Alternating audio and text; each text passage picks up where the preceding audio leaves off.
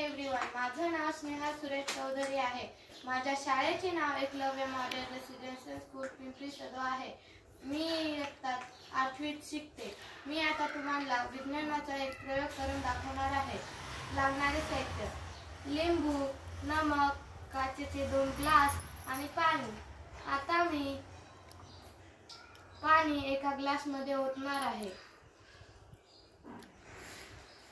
आणि त्याच्यात लिंबू टाकणार आहे आणि दुसऱ्या पण ग्लास मध्ये ओतणार आहे। त्याच्यात नमक टाकणार आहे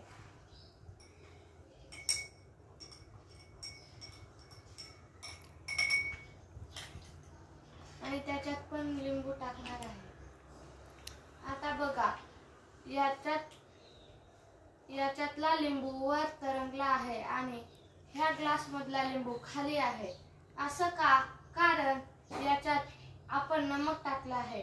जर पाण्यात नमक टाकलं तर घनता वाढते आणि पाण्यात नमक नसलं तर खालीच असतो।